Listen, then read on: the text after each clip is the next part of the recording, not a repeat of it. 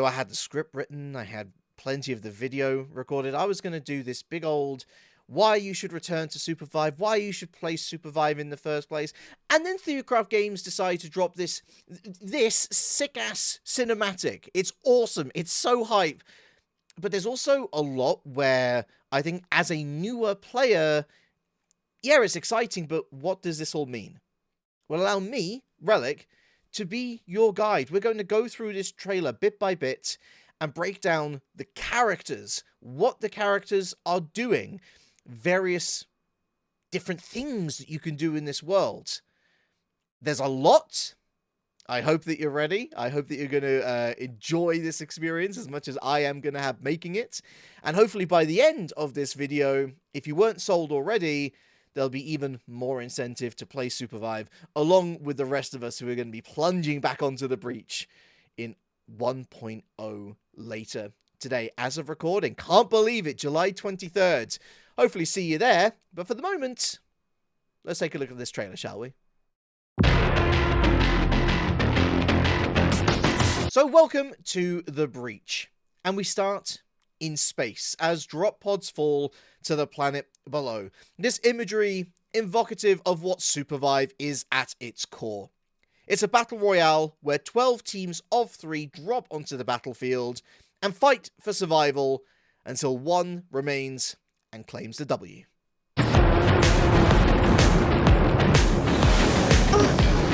This is Aluna, the protagonist of this short. Aluna is a protector class, more commonly known as a support. She focuses on heals, revives, but she does have a bite. Her R&B can root individuals in place, and she also acts as one of the most maneuverable hunters in the game.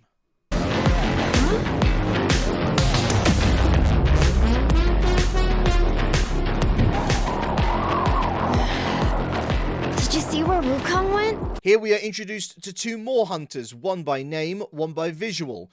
Wukong mentioned, we're going to leave him until later. We actually see his grand entrance. Jewel, on the other hand, is the opposite sides of the coin to Aluna. She is an out-and-out fighter, an out-and-out burst damage dealer. Jewel's entire kit revolves around her passive lightning stacks. Once built, an icon appears above the heads of individuals, and that's when it's time to rip your shift. Some of the greatest burst damage in the game. Although, we shall add on a caveat here that Jewel is well known to have a rework in the works that will not be a part of 1.0 launch. And so although I can tell you about how Jewel will work when we play on launch day, we are expecting a change to her kit in some way later on down the line. Forget him.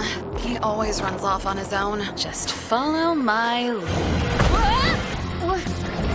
Straight into the action with a brand new trio. Shiv, Kingpin, and Void.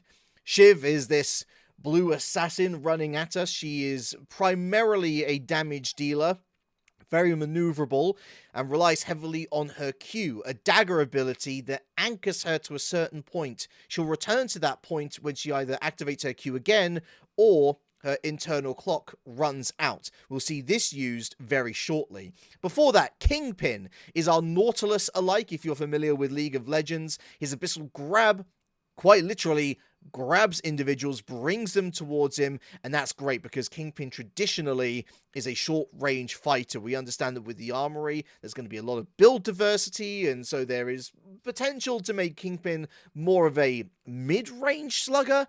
Nevertheless, his primary role is as a tank. He's going to be soaking up the most damage in this composition. Behind them, you've got Void, the floaty man, the hands man. This is a very technical hunter to learn. He's got one of the most powerful ultimates in the game if used correctly. We're actually going to see that later, but just know for now that Void is all about control of the battlefield. He can deal out damage, but it is short burst, can be high potential, but I would recommend that if you are a brand new player to SUPERVIVE, maybe steer clear from him unless you like a challenge and or his design excites you.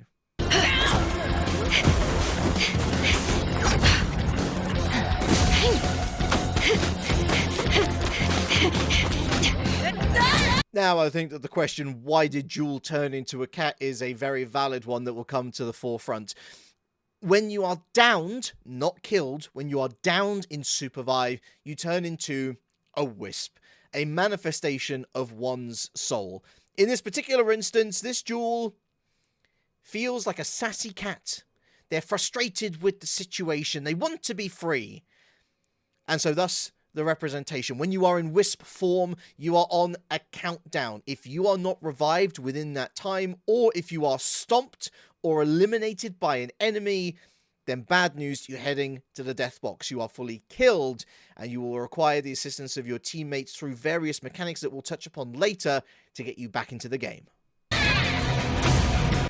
Okay, so if a player is knocked, a big sign doesn't just fall out of the sky and onto the battlefield. This is more of a directional choice, an allusion to the information bar, which you'll find top right of your screen. It very much does what it says on the tin. It provides you updates on when players and teams have been knocked or straight up eliminated. Whoa, whoa, whoa, hold up, Relic. Luna's been running for a while. Why on earth are Void and Kingpin now ahead of her? Well, it's very possible that this is an animation error, but look at the direction. It is very intentionally revealing that they are, in fact, ahead of her. And this is a little bit of an Easter egg. Void, as part of his kit, has a very different shift to others. Whereas most will find a dash of some sort in their shift, Void has a teleport.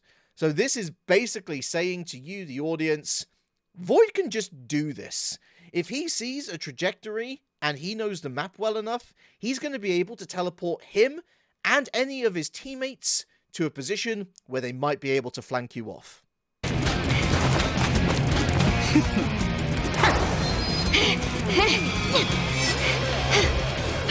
Now, Shiv might have the looks, but you really don't want to be in Luna's position here. What we just saw was her Q, her dagger, that allows her to relocate. Yes, you can use it as a safety net, but you can also use it as a fantastic tool to get ahead of your opponents and in their faces.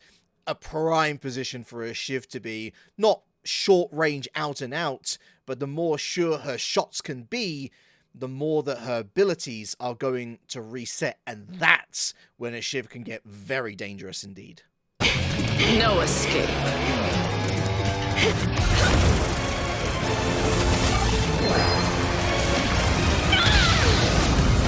Now, although the imagery evokes more of Luna's ultimate, what we're seeing here is a rather extravagant version of her RMB. If Luna hits an enemy with this RMB, it creates a field of effect around them. They're going to get rooted. The question is, who else is going to be rooted alongside them? Because this particular team was close together, it means that all three of them are now rooted to the ground. They are unable to act. A sign for your team to either dive in and engage to take them out, or a window of opportunity to escape. Straight into another part of Luna's kit. This is Backpack, her passive, where she can quite literally pick up a wisp and ferry them to safety. While in the backpack, the wisp starts to revive. You can do this with any other character with the wisp on the ground, just stand over them, similar to how you would stomp, execute a wisp if you are an enemy. A timer begins, and as long as you're able to keep away, then that teammate will return to your side momentarily.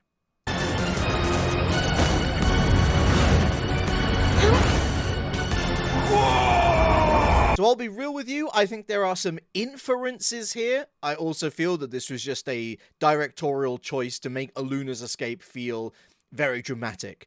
The big hand from Void, that is basically the beginning of his ultimate. It does not reach out like that. In fact, his ultimate Singularity is very close range, and so I think a little bit of creative liberty taken there just to heighten the tension. As for Luna just completely disappearing, I believe that this is the anywhere but here power or at least what used to be the anywhere but here power, which, to be fair, usually is activated when you are standing still. It is very easy to interrupt. The power teleports you to, well, anywhere but here. Whether it's still in the game, I do not know. I just think that this purely was, as I say, a directorial choice, something cool to progress the plot of the cinematic.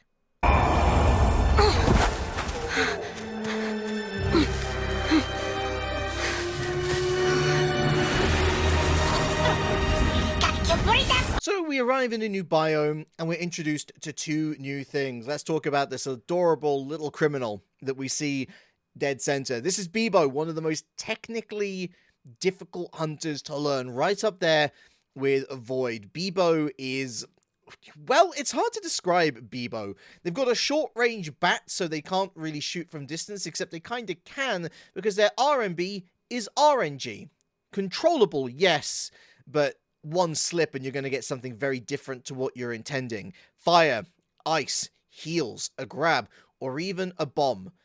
And that's not mentioning Bebo's Tonk Tonk, their ultimate, which is either the perfect entryway tool, it's a cart, it can run into people, it can stun them and do a heck of a lot of damage whilst ferrying your teammates with you into battle, or it's a really strong artificial way to build distance if you or your teammates are in trouble. What's Bebo doing here, though? Bebo is on a res tower. And this is one of the coolest things about SUPERVIVE, is that although the threat of elimination is there, there are lots of ways to get your team back into the game. Res towers are one of them. When you stand on a res tower, a little green bar, as you can see here, starts to fill up. And once it's complete, hey, your team is back. The bad news is that big old klaxons sound all over the map. Everyone knows that a res tower is being utilized, and a quick look at the minimap will tell you if that beacon is near you. If an opponent steps on the beacon whilst you're on it, the res process is halted. There are other ways to get back into the game, of course. I will quickly go over them here. The most wanted crown, which puts a 2-minute timer on your head. If you get a kill in that time, the timer doesn't matter. You're just going to get everyone back anyway. However, it provides sporadic updates on the minimap to everyone else as to your location. There's also the Deathbox Revive, Res, whatever you want to call it, which is literally that. The thing is that it does leave you very isolated, and it's only one at a time. There are tools to help you res death boxes quicker, but that's for you to discover in the armory. He's all alone. Let's get him. Didn't you say ambushes were for cowards?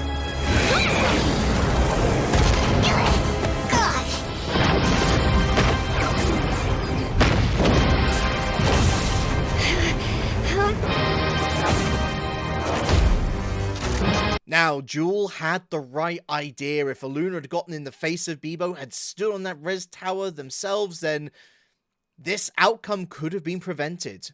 The return of Bebo's team. Who are they? Well, you've got Carbine on the left. Robotic Bounty Hunter. 3 rounds in the chamber. Some of the biggest maneuverability of any hunter out there. And the ultimate ability to execute wisps from a distance, as well as dealing a lot of damage. Very useful to have. We also have the big lad, the mad lad, Hudson, who I know for a lot of you who might be returning from open beta, you could be slightly scared as to the sight of this guy. At least at the end of open beta, this guy was a lot more balanced. To those of you who are new to Hudson, the minigun means everything. They are, for all intent and purpose, a movable turret. Lock down that RMB, and it is the highest damage output that you will find consistently over time in this game. Hudson as a controller also has access to barbed wire, which damages and slows enemies as they try to traverse it. Hudson's downside is his maneuverability, though. His shift is one of the weakest in the game. Not only that, but as part of his passive, any hits from behind Hudson have a damage multiplier. There's your free tip for the day. Let's have fun.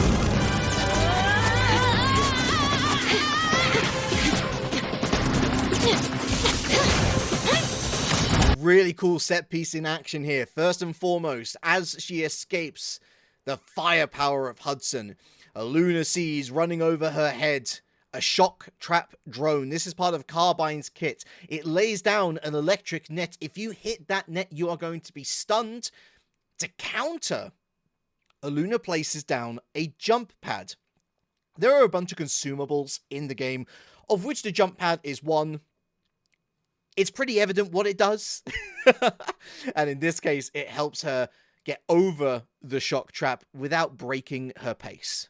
That's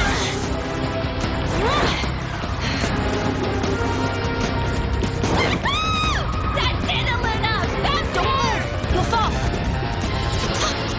Ah, gliders. Gliders are a mechanic which have actually had a huge overhaul for 1.0. Previously, they were a source of frustration for new players. Open your glider, and you're immediately susceptible to being spiked by a stray shot. Not very fun. And actually, from a veteran's perspective, for us to tell you, by the way, don't open your glider, it did make you question what the point of having it in there was at all. Well, now Theorycraft have changed how gliders work. You now have a build-up meter. During that time where a glider is not overheated, you're immune to spiking. The whole idea of expressive dogfights in the air is now a reality. That said, once the glider does overheat, although you will still be in the air, you will take chip damage on your health bar, and you become susceptible to the spikes which you have seen in previous iterations of the game. Gliders are a really, really cool change from Open Beta to 1.0. For me personally, I can't wait to get stuck in myself.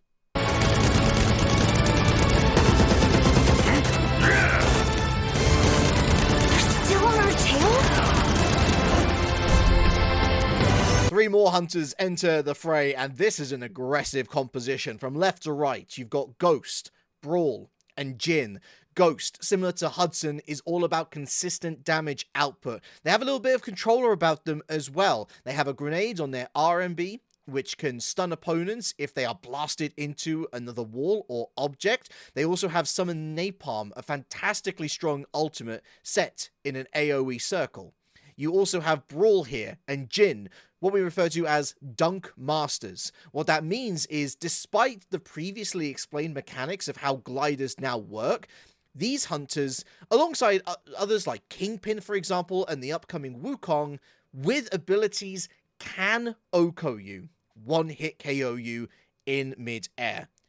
They're different types of melee fighters, Brawl and Jin. Brawl loves to get into the deep end, where they can build up their passive, become empowered, and deal out huge swathes of damage. Jin, on the other hand, is more of an assassin, utilizing their clone and their dashes to get in and out of danger as quickly as possible. Have a nice ball!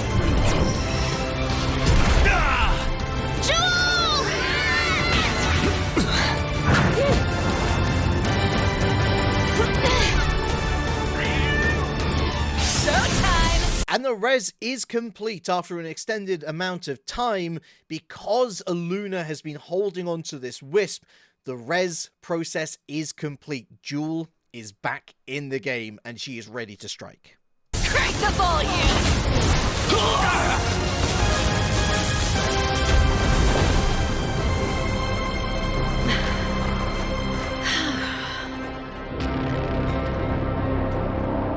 Hey, wait for me! That was a killer solo, huh?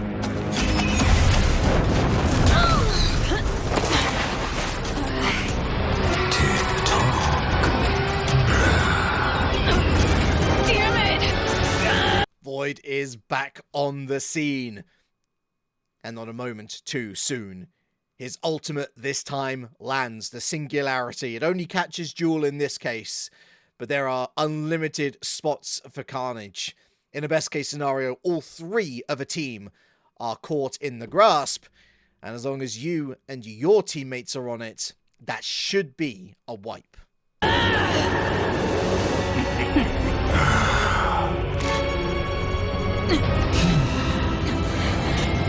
are you going?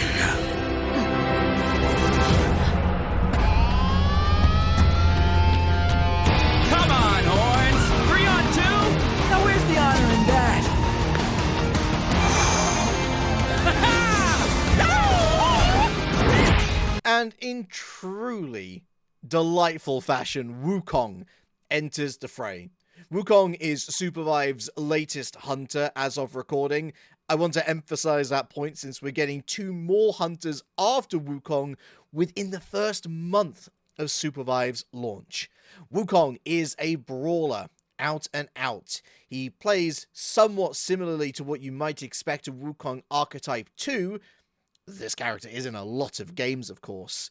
But what they do in SUPERVIVE is pretty unique, utilizing their Nuobo, their pole, alongside trees to gain verticality over their opponents and slam down. They can brawl for extended periods of time, and their ultimate is really the only use of their clones outside of their finisher, when you want to be flashy when eliminating a wisp. As we see here, his ultimate is activated, and the damage is very real.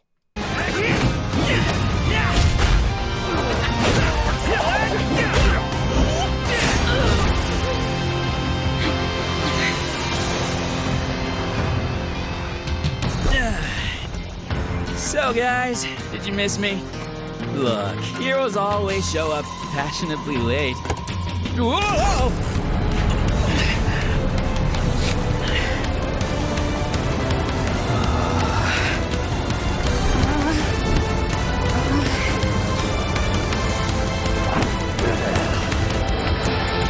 Ah, Wukong. Sweet summer child. What you have done here is you have activated the Mega Cluster Nuke.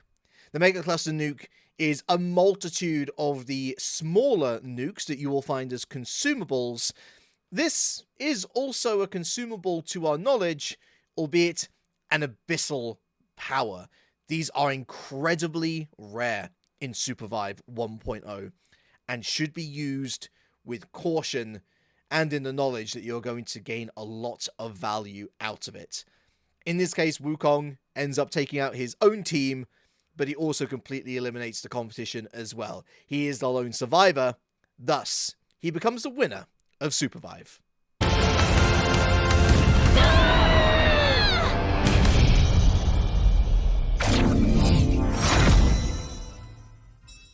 Thank you so much for watching this breakdown. If SUPERVIVE does want to provide us with more cinematics or more shorts, I am definitely going to be going through those as well. Let me know if you enjoyed the format.